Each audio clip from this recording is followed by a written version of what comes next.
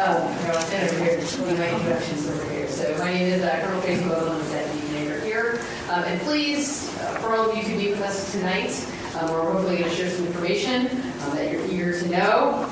So we have lots of SMEs that can help us answer the hard questions. So without further ado, I'm going to pass it over to my amazing boss, the glorious Brigadier General Gwendolyn Foster.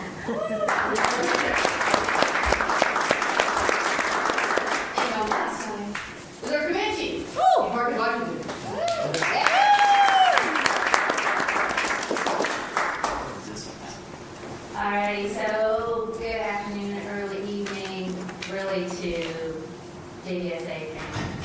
It is truly just an honor and privilege for Chief and I to be able to talk to you a little bit today, and especially to those in the room as well as online. And so really, this is about having a conversation. We want you to know what's going on in your MTF.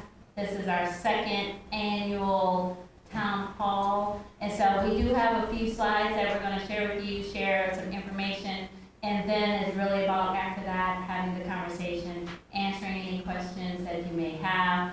Starting out, if we have the answer, we'll give you the answer. If we can't tell you the answer, we will be transparent about that. Some things that we don't have, that's not at our level, and then if there's anything you ask and we just don't know, I'm pretty sure we got rows of SMEs in the room, but if they're not in the room, we definitely know who to reach out to be able to give you those answers.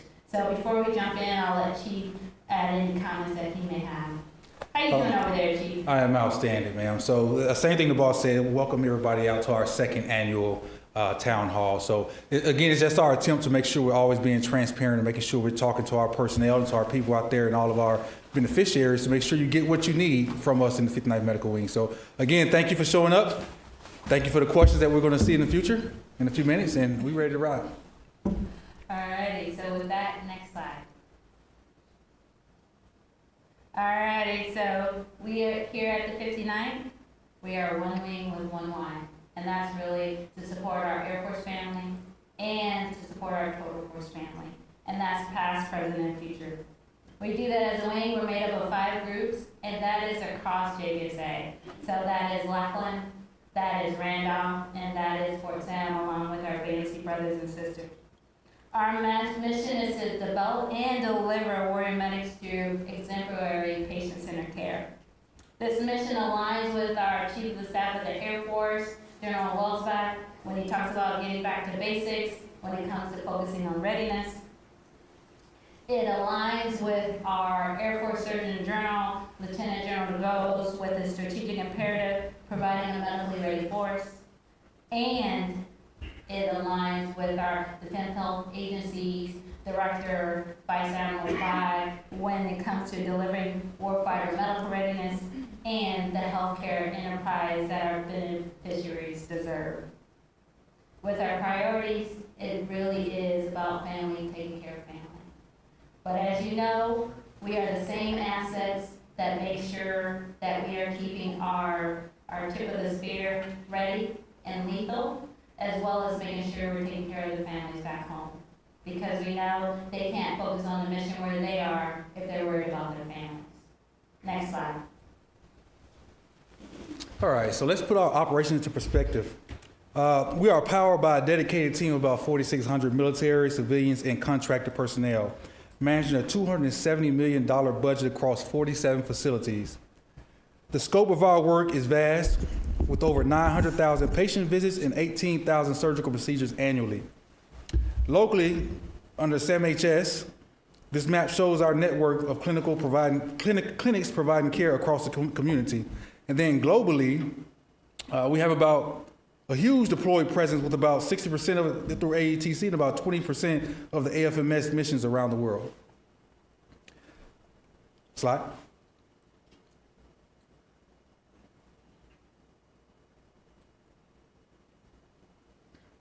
And we'll jump into some significant updates. So, as far as current events, one of our significant updates is our change, actually our interim command transfer. So the 59th Medical Wing as of September 8th now falls under AFMEDCOM and MRC Alpha, or Medical Readiness Command Alpha. And this was just our attempt to make sure that we are streamlining our readiness processes and making sure that our facilities or our airmen are medically ready. All right, and so when it comes to that global support and deployment with current events, we are making sure that we are ready and that we are taking care of our war fighters that are abroad, and we continue to do that. Then when it comes to the increase in pipeline for medical support, so in the future, the BMT pipeline is going to be increased about 20 to 30%. So that may cause a little bit of a slowdown or a backup in what we're doing here, but our job is still to make sure we're taking care of our patients here and there. All right, but there is good news on the horizon. So with that increase, as you see what's called the Core 15 projects, so your Wilford Hall is one of the Core 15 MTFs that they are working to provide more resourcing, and that's manpower. That includes manpower, and where we're putting that emphasis and focus is on our getting more PCM teams and increasing our prime enrollment as well as our specialty care. But as you know, as with anything, it does take time.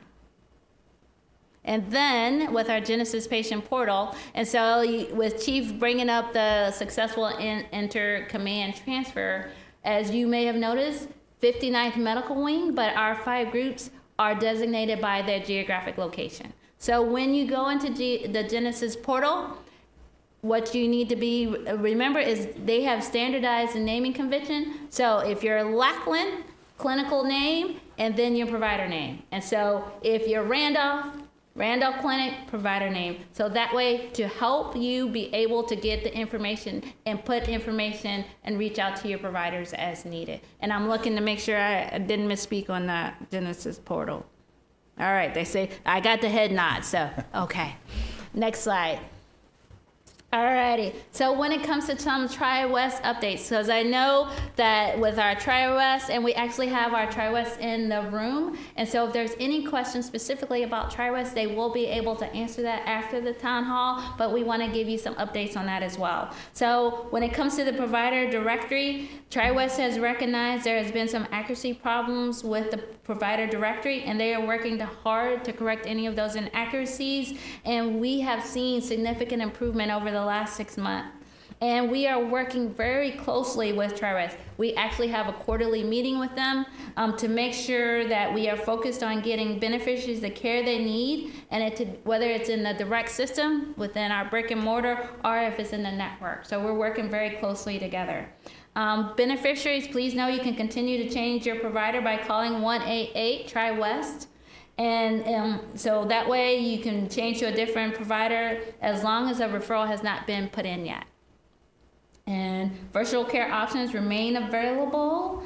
And when it comes to the referral processing updates, and so a lot of good things that are happening right now, they're actually putting regional focus. So as the San Antonio Military Health System, they actually have referral specialists that focus on the San Antonio Military Health System. So that way, if there's a referral in, regardless if it's Lackland, Randolph, Fort Sam, that way we can make sure that we're looking at everything that was within the system before it goes out of network. And so those are some of the updates from Tri-West. And I'm looking, did I speak? I got head nods on that. And so with that, next slide. All right, so we have noticed an uptick in wait times in some of our areas that we're doing some ancillary services. So we understand that everybody's time is valuable. So to address this, we are launching a more convenient way to access these key services. So from this point on, I am pleased to announce that you can now book appointments online for lab, immunizations, and radiology. The online booking is designed to significantly reduce clinic wait times and give you more control over your schedule. You can book time that works for you and make a visit more efficient and predictable. No, I appreciate you bringing up that, Chief. And again, you heard us speak to it a little bit earlier. We are the same assets. So the same assets that are being called to deploy as well as take care of home station. And so when some of our missions require to make sure, and especially with the basic military training pipeline, sometimes we gotta reallocate our resources to make sure that the mission doesn't stop. So we thank you in advance for you understanding that as we try to make sure that we are doing the best we can with what we have for both mission sets. All right, next slide. So another update. And so starting on April 5th, our Wilford Hall emergency room will be changing to our urgent care center. What that doesn't mean is that you're not gonna have care. Emergency services will still be available. If you need 911, it is still available to make sure you get to that higher echelon of care. If you show up at our front doors, we're gonna make sure you're taken care of and get to the care you need. But the reason why we're going to our urgent care center is based on the current staffing that we have. We want to make sure that we're providing safe, exemplary care to you, as well as making sure we're taking care of our staff. But this is only temporary. We are working hard, our leaders are working hard to get us the resourcing we need to get back up to a emergency room. So we wanted you to be aware of some of those changes that are occurring. Again, it's to make sure that you are getting the care that you deserve. And we'll make sure to continue to push that out. And to give you a concrete example, if we were going through a physical renovation and we needed to close down our ER until we could get it back up, that's what we would do. Unfortunately, this has to do with our manning right now. So temporarily, we're going to take it to the manning we have, which is the urgent care center. And then we will work towards to get that manning to take us back up to an emergency room. All right, next slide. And with that, we have our illustrious patient advocate who's going to give you some updates in that space. Woo! Mr. Brown. Hello everyone, I'm Trevor Brown. I'm the Chief of Patient Experience and your patient advocate of the 59. Couple plugs that I have is for our PFPC. We do have a PFPC here started in 2017, and we continue to work even through COVID. Now, from the PFPC, we also ask for volunteers, and we meet the fourth Thursdays of every month at 1300. It's open to everyone, and we want to make sure that people come, and the PFPC was designed so everyone can work together. Now, as a patient advocate, one of the things to look at is that each section have the patient advocates. So for those of you out there who comes in to see us, if there's an issue, please go ahead and check with your patient advocates within each section. And by all means, if that is not working, please come and see me. We're also going to ask our volunteers for sections like the pharmacy, front desk, and we want to make sure that all that is taken care of. Now, I'm old, so let me look at this. Make sure I don't miss anything. The information desk, front desk, and special projects. Also in the clinics, right? As far as volunteers, we can go ahead and take volunteers from age 14. Age 14 and up, we'll take as volunteers. They'll get the training that they need, and then once they get that training, we'll go ahead and incorporate them in the sections that we need to incorporate them. Once the slides come back up, my actual number that you can reach me at, the desk number is 210-292-6688, and the cell phone is actually 210-216-7715. Currently I'm working solo, but we'll make some improvements in a little bit. My also counterparts at SAMC, all right? SAMC will get information and they'll pass it on to me because we work as a team. So if you're having issues at BAMC, go ahead and talk to the folks at BAMC, and we'll share information to make sure that stuff is taken care of. Once we get some slides up, Master Sergeant Eberly is our volunteer coordinator for the 59th, right? And we'll put that information out so everybody can be in line and to tell you who you can get in contact with. Thank you guys for your time. Thank you, Mr. Brown. All right, so with that, although the slides are not up, the next slide was thank you. So again, this really, we just had a few slides that we wanted to give you an update on what is going on in your Wilford Hall. And again, it's about the conversation and the questions that you may have on your mind. And so I'll begin as we started, I'll end as we started. It really is about family taking care of family.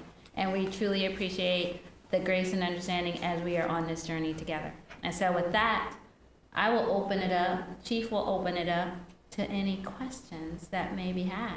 And I know this is more of an internal family on the inside in the room, but if you have questions as well, this is your opportunity to ask all the SMEs in the front room.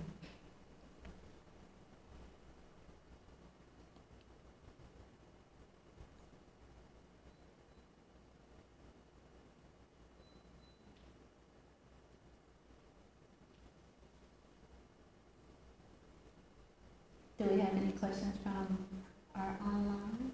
Okay, all right. Chief, what you got over there? Well, look, we both, look, he has grandbabies, I got kids. We can wait for at least, what's the quota? 3 questions? 1 question? One, but you didn't have to tell everybody I was my grandfather, so just call me old in front of everybody. It's okay. You're still young, Chief. You're still young. You're still young.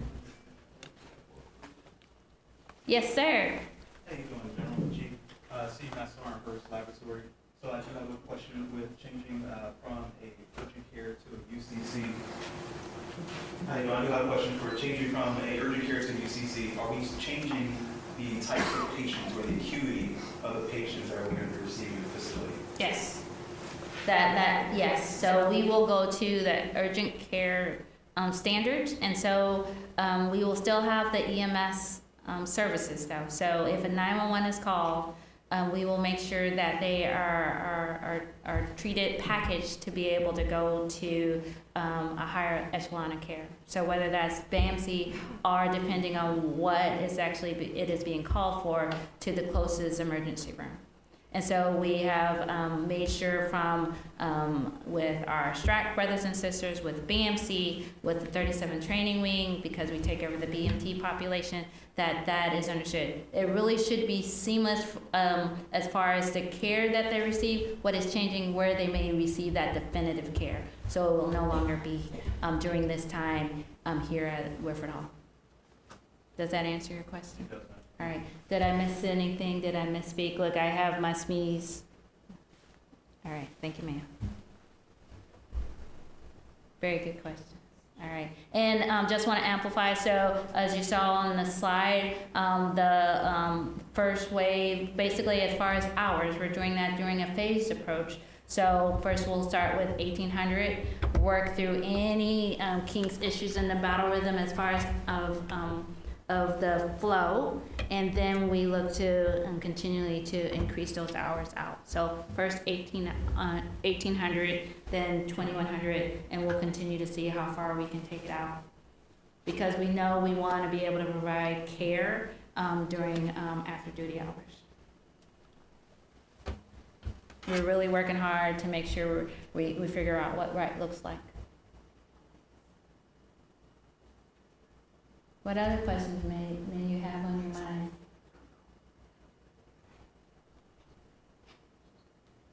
Any amplifying comments from our SMEs that may want to add anything while we have this audience? Yes, ma'am. It's not amplifying, ma'am. But I will ask a question. Oh, yes, ma'am. Tracy Mosley. Question. Can you talk to us a little bit about the importance of the GME, DME, the resident education mission that you have at West?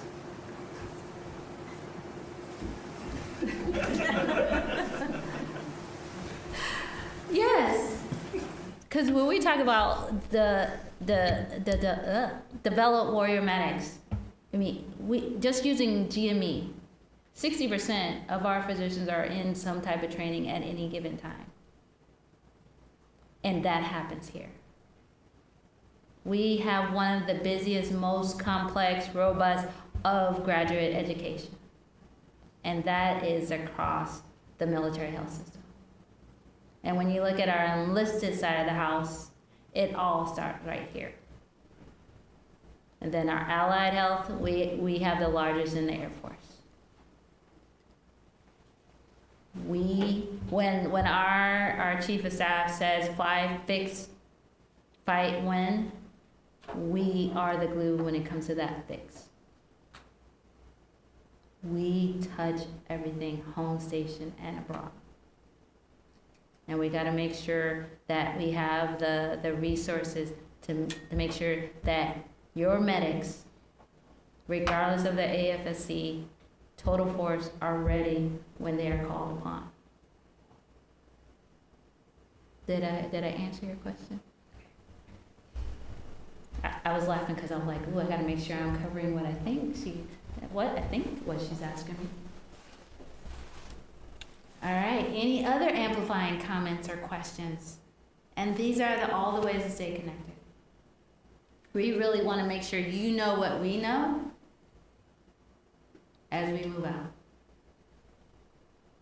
You are one of the reasons why we exist. And we want to make sure we're doing right by you. And we are committed to doing the best we can with what we have. Anytime, anywhere, and always. All right. Chief, what else? We closing out? I'm just making sure before I. No, so I'm watching the clock. Any questions at all? Okay, let me know. Nothing? All right. Wait, we got one. Hold on. All right. Then I think this is 3, so then. That's 3? Yes. Okay. Ask it to Chief. Let's depend on the questions. I might defer. I'm medical operations squadron commander. So with how things are going, contingency-wise, and with our medics being required to help with that, would you expect potentially that our missions might change a bit here in terms of how our beneficiaries would see available care? Yeah, I think so. I mean, just the same way as we talked about, the uptick in patient care, stuff like that within the ancillary services, the longer wait lines. So I think it definitely will affect, I guess, the quickness or that we will have for our patients, stuff like that. But, ma'am, anything to add? Just to amplify what Chief is saying, so we may have some longer wait times here and there, depending on what mission we may have to offset. Again, we're 80% of the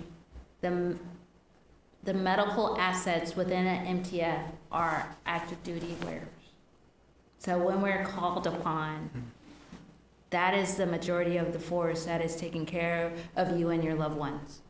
And so when we're called upon, we try to offset it where we can, but there's still going to be impacts. So we'll continue to mitigate that as much as we possibly can. We'll be transparent about where it actually is occurring. And so as we continue to support, whether it's home station or abroad, we always go through where can we offset it with the least amount of impact. And so we anticipate some, but we'll try to mitigate it as much as we possibly can. And make sure you know what we're doing and the why we're doing it as we move out. All right, with that, wait, let me double check. All right, still no questions? All right, so Chief, you can close us out.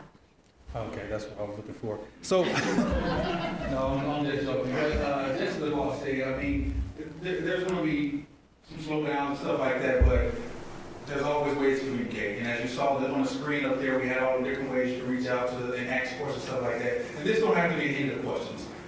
There weren't many today, but we are still able to answer questions that people are to be able to go online and type in the things that they didn't want to ask in front of everybody here. But we're always here to develop. We're always trying to communicate, making sure we're staying transparent. You will always know when there will be changes or slowdowns or speed ups, whatever it may be. So again, we're always trying to be transparent, make sure we're taking care of our patients, our beneficiaries, and our medics and everybody else on this installation. So other than that, thank you all for being here. All right, thank y'all. Family taking care of family. And with that, that's a wrap. Thank you. Carry on.